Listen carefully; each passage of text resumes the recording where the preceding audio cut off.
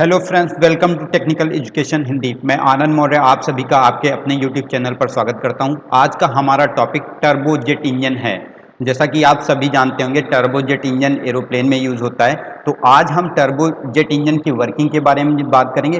उसके साथ हम देखेंगे कि ये जो काम करता है, जो वर्क प्रोड्यूस करता है, इससे कैसे हमारा एरोप्लेन उड़ जाता है। उसके साथ साथ ही हम इसके जो डिफरेंट कंपोनेंट होते हैं, जैसे लाइक इसमें चाहे कंप्रेसर है या टरबाइन है जो लगे होते हैं, वो कैसे काम करते हैं, उनके बारे में डिटेल से डिस्कस करेंगे।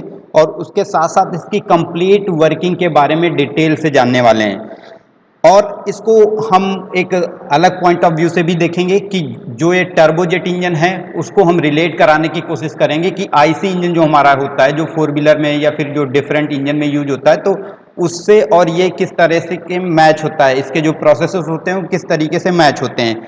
और उसके बाद हम फाइनली इसके जो ड्रॉबैक्स हैं उनके बारे में बात करेंगे कि इसमें क्या कमियां हैं और इसके जगह पे हमें कौन सा इंजन यूज़ करना बेहतर होता है फॉर एरोप्लेन के लिए। तो बिना टाइम वेस्ट किए हुए अपने इस वीडियो को स्टार्ट करते हैं। तो अगर आप पहली बार हमारे यूट्यूब चैनल पर आए तो प्लीज़ सब्सक्राइब करें और वीडियो अच्छा लगे तो प्लीज़ शेयर करें। ओके, तो चलिए कंटिन्यू स्टार्ट करते हैं। तो जस्ट लाइक जैसा कि आप देख पा रहे होंगे, ये हमारा कौन सा जेट इंजन है यहाँ पे लगा हुआ है, जो ये थ्रस्ट प्रोड्यूस करता है जिससे हमारा आगे की ओर प्लेन उड़ता है। जैसा कि आप एनिमेटेड व्यू में भी देख पा रहे हैं, यहाँ से एयर को सक करता है और फाइनली यहाँ से थ्रस्ट प्रोड्यूस होती है जिससे हमारा एरोप्लेन आगे की ओर मूव करता है। तो टर्बो इंजन जो है वो गैस टर्बाइन इंजन इसे हम कहते हैं, जो कि एयर क्राफ्ट में यूज होता है। और इसकी जो हॉट एग्जॉस्ट गैसेस हैं वो हाई थ्रस्ट के साथ, हाई वेलोसिटी के साथ जो एनवायरनमेंट पे एयर होती है उस पर थ्रस्ट लगाती है, जिससे हमारा जो एरोप्लेन है वो आगे की ओर मूव करता है, लिफ्ट करता है। और नेक्स्ट अगर इसकी कंस्ट्रक्शन की बात करें तो जैसा कि आप देख पा रहे हैं, यहाँ पे हमारा जो इसका इनलेट सेक्शन होता है, इनलेट सेक्शन इस तरीके से डिज़ाइन किया जाता है कि वो आने वाली इनटेक एयर को कंप्रेस करता है और उसका जो टेम्परेचर और प्रेशर को राइज अप करता है। जैसा कि आप यहाँ पे देख पा रहे होंगे कि यहाँ पे ये एक तरीके का एक पार्ट लगा हुआ है। जैसा कि आप जो इंडियन आर्मी में यूज होता है मिग को देखा होगा, तो वहाँ पे इस तरीके का वो दिखता होगा। तो ये बेसिकली लगाया जाता है बिकॉज ये पोर्शन लगाने से जो इनटेक एयर है यहाँ से इसका एरिया कम करती है, जिससे यहाँ पे एरिया ज़्यादा है, यहाँ से आके एरिया कम हो जाती है, जिससे जो एनवायरनमेंट से एयर आती है उसका एरिया कम होने से उसका प्रेशर और टेम्परेचर बढ़ जाता है।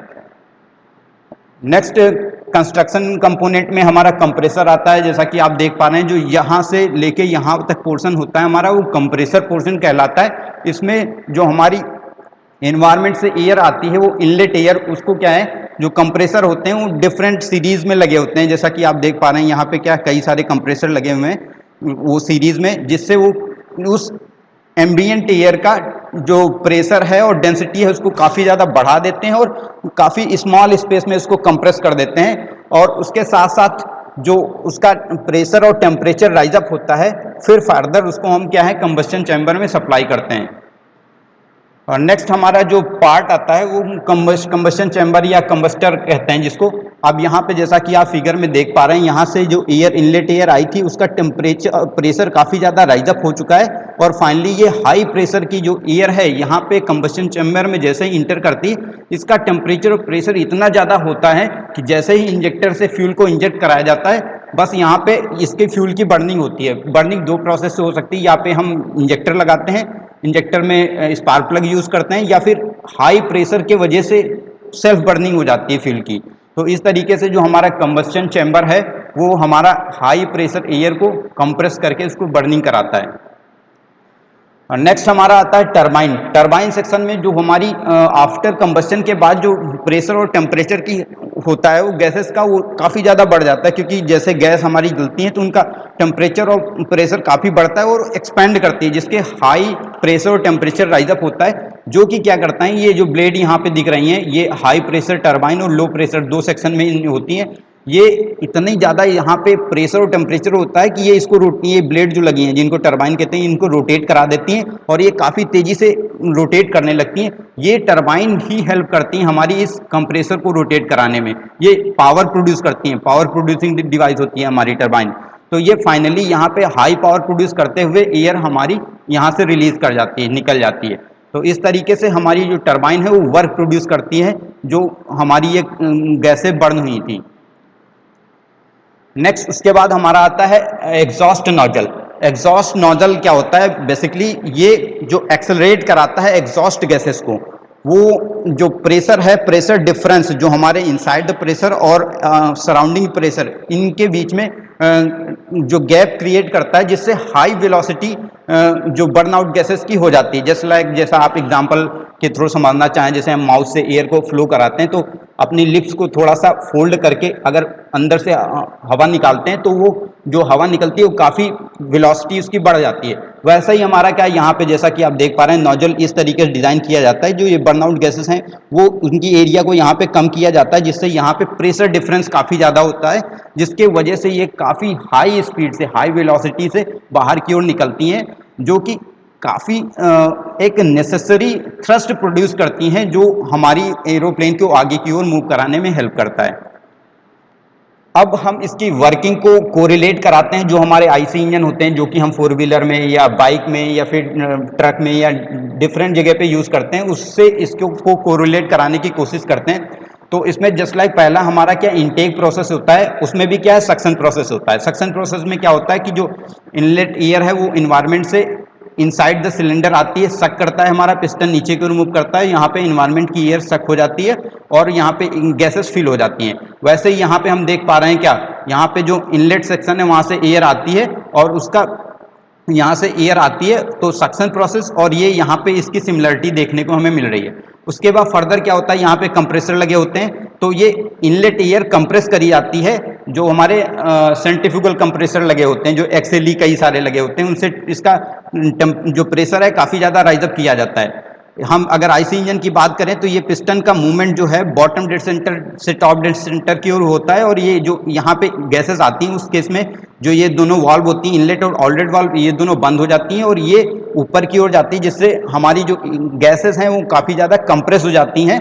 और उसके बाद हमारा आता है कि कंबस्शन चैम्बर, या फिर अगर हम आईसी इंजन की बात करें तो ये हमारा कंबस्शन प्रोसेस आता है। तो यहाँ पे जो कंप्रेस्ड एयर है वो हमारी इससे मैच करती है। उसके बाद कंप्रेस्ड एयर को हम सप्लाई करते हैं कंबस्शन चैम्बर में। वैसे ही हमारा क्या होता है कि जैसे ये कंप्रेस्ड एयर होती है, वैसे ही हमारा पे स्पार्क प्लग जनरेट करता है स्पार्क, और यहाँ से हमारी फ्यूल की बर्निंग होती है और ये बर्न फ्यूल इसको थ्रस्ट लगाता है, जिससे हमारा पिस्टन नीचे की ओर मूव करता है।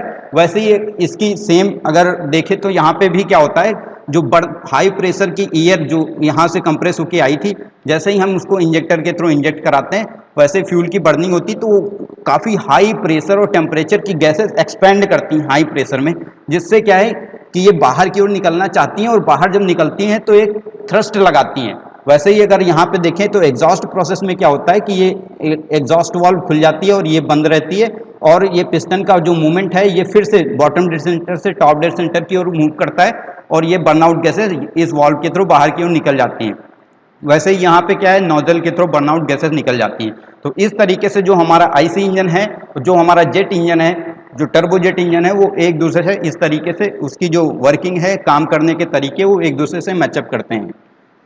नेक्स्ट अगर हम इसकी बात करें fuel injector and combustion chamber की, तो फ्यूल इंजेक्टर और कंबस्टन चैम्बर हमारे यहाँ पे लगे होते हैं। यहाँ पे जैसे कंप्रेस्ड एयर इंटर करती है वैसे ही यहाँ पे क्या है, फ्यूल की बर्निंग स्टार्ट हो जाती है। तो यहाँ पे जैसा कि हम देख पा रहे हैं, जो कंप्रेस्ड एयर आई थी जो इनटेक सेक्शन के थ्रू, जो हमारे कंप्रेसर थे, कंप्रेसर कैसे चलते हैं, क्योंकि यहाँ पे टरबाइन से सेम एक्सेल से कनेक्टेड होती हैं। जब टरबाइन हमारी रोटेट करती है तो हमारे कंप्रेसर भी चलते हैं। कंप्रेसर क्या है, बेसिकली एक टाइप ऑफ ब्लेड होती हैं जो कि काफ़ी तेज़ी से रोटेट करती हैं और एयर को खींचती हैं और उसको कंप्रेस करती हैं। जैसा कि आप फैन चलाते हैं तो क्या होता है, वो पीछे से एयर को खींचता है और आगे की ओर ब्लो कराता है, वैसे ही हमारा कंप्रेसर भी काम करता है। इसमें कई सारे सीरीज़ में कंप्रेसर लगे होते हैं जो कि काफ़ी हाई प्रेशर और टेम्परेचर इसका राइजअप करते हैं। जैसे हमारा फैन में हम वर्क इनपुट के लिए इलेक्ट्रिकल एनर्जी देते हैं, वैसे ही हम यहाँ पे क्या मैकेनिकल एनर्जी देते हैं, ये सैफ्ट हमारा इसको रोटेट कराता है। तो इस तरीके से हमारा जो fuel injection and combustion chamber में फ्यूल का कंबस्टन होता है। Expansion and thrust generation process हम यहाँ पे देख पा रहे हैं, जैसे कि हमारा हाई टेम्परेचर और प्रेशर की गैसेस यहाँ पे इंटर करती हैं, बस फ्यूल का बर्निंग होती है और वो बर्न आउट गैसेस काफ़ी तेज़ी से एक्सपैंड होती हैं। और उसके साथ साथ ये एक्सपैंड होने के साथ साथ जो ब्लेड होती हैं ये टरबाइन की, इनको हाई प्रेशर और टेम्परेचर की वजह से ब्लेड को काफ़ी तेज़ी से रोटेट करा देती हैं, जो हमारी टरबाइन है, जैसा कि आप यहाँ पे देख पा रहे हैं, ये सेम शैफ्ट से कनेक्टेड है। तो ये शैफ्ट हमारा काफ़ी तेज़ी से घूमने लगता है, जो कि ये कंप्रेसर को भी हमारा रोटेट कराने लगता है, तो कंप्रेसर भी हमारा काम करने लगता है। इस तरीके से हम देख पा रहे हैं कि जो हमारा expansion and thrust generation process यहाँ पे हमारा काम करता है। नेक्स्ट अगर हम बात करें कि एग्जॉस्ट एंड थ्रस्ट की, तो जो बर्नआउट गैसेस हैं वो नोजल के थ्रू बाहर की ओर निकलती हैं और नोजल हमारा इस तरीके से डिज़ाइन किया जाता है कि वो इनसाइड द प्रेशर और सराउंडिंग का प्रेशर, मतलब इन्वायरमेंट का प्रेशर, उनके बीच में काफ़ी ज़्यादा प्रेशर डिफरेंस क्रिएट कर देता है, जिसके वजह से जो वेलोसिटी ग्रेडियंट है वो काफ़ी ज़्यादा बढ़ जाता है, इसकी वेलोसिटी काफ़ी तेज हो जाती है, जो कि एक रिस्पॉन्सिबल होती है फॉर हाई थ्रस्ट जनरेट करने के लिए। मतलब जो इन्वायरमेंट में एयर है उस पर थ्रस्ट लगाती है, जिससे हमारा जो एयरक्राफ्ट है वो आगे की ओर काफ़ी तेज़ी से मूव करता है। नेक्स्ट अगर हम इसकी बात करें कि जो टर्बोजेट इंजन है उनमें क्या लिमिटेशंस हैं, तो जैसा कि हम देख पा रहे हैं कि जो टर्बोजेट इंजन है वो उसकी जो लिमिटेशंस हैं, बिकॉज इसकी इफ़िशियंसी लो स्पीड पे काफ़ी कम होती है और जो हाई एल्टीट्यूड है, मतलब काफ़ी ऊंचाई वाले क्षेत्र हैं, वहाँ पर भी इसकी इफ़िशियंसी काफ़ी कम देखने को मिलती है। बिकॉज इसका कई रीज़न है।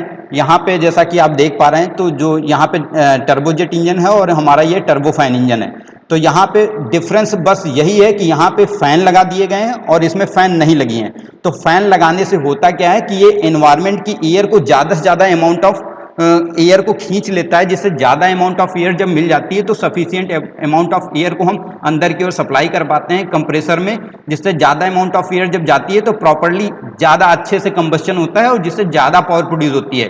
बट अगर हम ये फैन नहीं लगाते हैं, जेट इंजन में फैन होते ही नहीं है, तो यहाँ पे क्या है, जितनी एयर हमें इन्वायरमेंट से मिल पाती है बस उतनी ही एयर इंटर करती है, जिससे हमारा कंबस्शन है वो कम होता है, जिससे इसकी इफिशियंसी भी कम होती है, फ्यूल कंजप्शन भी ज़्यादा होता है। तो इस वजह से टर्बो जेट इंजन को मॉडिफाई किया गया, उनमें एक फ़ैन लगा दिया गया। फ़ैन का काम ये था कि इन्वायरमेंट से ज़्यादा एयर को खींचना।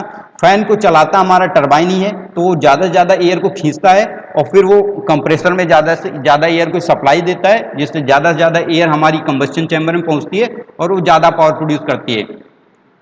तो इस तरीके से हम देख पा रहे हैं। अगर इसका हम प्रेशर और टेम्परेचर और वेलोसिटी डायग्राम देखना चाहें, तो जैसे इनटेक सेक्शन में क्या है, प्रेशर का राइजअप, जैसे जैसे हम इनटेक एयर यहाँ से इन्वायरमेंट से इंटर करती है वैसे वैसे उसका प्रेशर बढ़ता जाता है। यहाँ पे जो लो प्रेशर कंप्रेसर और हाई प्रेशर कंप्रेसर यहाँ पे जैसे देख रहे हैं, वैसे यहाँ पे प्रेशर का काफ़ी रैपिडली काफ़ी ज़्यादा बढ़ जाता है। फिर यहाँ से हम फ्यूल की बर्निंग कराते हैं, तो हाई बर्निंग की वजह से और ज़्यादा प्रेशर राइजअप होता है, फिर यहाँ से प्रेशर ड्रॉप होता है, फाइनली इस तरीके से प्रेशर राइजअप होने के बाद फॉल डाउन कर जाता है।